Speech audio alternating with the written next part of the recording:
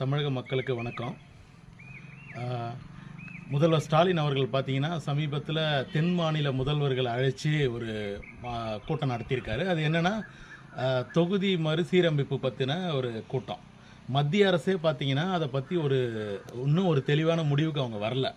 அப்படி ஒரு நிலையில் இருக்கும்போது முதல்வர் ஸ்டாலின் என்ன பண்ணுறாருன்னா, மக்கள் மனசில் தவறான ஒரு பயத்தை விதைவிக்கணுன்ற ஒரே நோக்கத்தோட அவரோட கட்சி பார்த்தீங்கன்னா இப்போ சமீபத்தில் டாஸ்மாக் ஊழல் 1000 கோடி ஊழல்னு சொல்லிட்டு அமலாக்கத்துறை கண்டுபிடிச்சிருக்காங்க. அவரோட கட்சி அவரோட அரசு ஈடுபட்ட ஊழலிருந்து தப்பிக்கிறதுக்காக அதை கவரப் பண்ணுறதுக்காக இப்போ இந்த தொகுதி மறுசீரமைப்புன்ற ஒரு ஜும்லாவை மக்கள்கிட்ட கொண்டாடுறாரு. அது தவறான விஷயம். இவங்க ஆரம்பத்தில் இருந்தே என்னைக்கு மோடி ஆட்சிக்கு வந்தாரோ 2014 இருந்தே எதை வந்தாலும் ஒரு பயத்தை விதைவிக்கிறது. மோடி அதை பண்ணிட்டார், மோடி இதை பண்ணிட்டார் அப்படின்ற ஒரு பயத்தை தான் விதைவிக்கிறாங்களே தவிர கொஞ்ச நாள் கழித்து பார்த்தீங்கன்னா அது ஒன்றுமே இருக்காது. இந்த தொகுதி மறுசீரமைப்புன்ற ஒரு பயமும் அது மாதிரி தான். இன்னும் கொஞ்ச நாள் கழித்து அது ஒன்றுமே இருக்காது.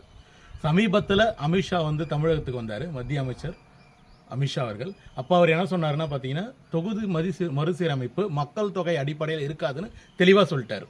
அப்படி இருக்கும்போது நீங்கள் தமிழ்நாட்டு மக்களை ஏன் முட்டாளாக்கணும்னு நினைக்கிறீங்க? யாரை ஏமாத்துறதுக்காக இந்த அரசியல் பண்ணுறீங்க? இவங்க நேற்று யார் யார் வந்திருக்காங்கன்னு பார்த்தீங்கன்னா எல்லாமே இந்தி கூட்டணி, இந்த புள்ளி கூட்டணி இருக்காங்க இல்லையா, அந்த மாநிலத்தை சார்ந்த காங்கிரஸ் கட்சியை சார்ந்தவங்க, கம்யூனிஸ்ட் கட்சியோட மாநில முதல்வர் கேரள முதல்வர் பினராயி விஜயன், இவங்க தான் வந்திருக்காங்க. ஸோ இதுலேருந்தே தெரியுது நமக்கு இது ஒரு ஃபுல்லாக இந்த அரசியல் நோக்கத்தோட உருவாக்கட்டும் ஒரு செயல்பாடு, வேறு ஒன்றுமே கிடையாது. டாஸ்மாக் ஊழல் உங்களுக்கு தெரியும், 1000 கோடி ஊழல்.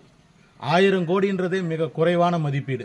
நீங்கள் உதாரணத்துக்கு சிம்பிளாக ஒரு டேட்டா அனாலிசிஸ் பண்ணுங்கள். தமிழ்நாட்டோட மொத்த மக்கள் தொகை நீங்கள் கூகுள் பண்ணிங்கன்னா தெரியும், 7 கோடியே 70 லட்சம்.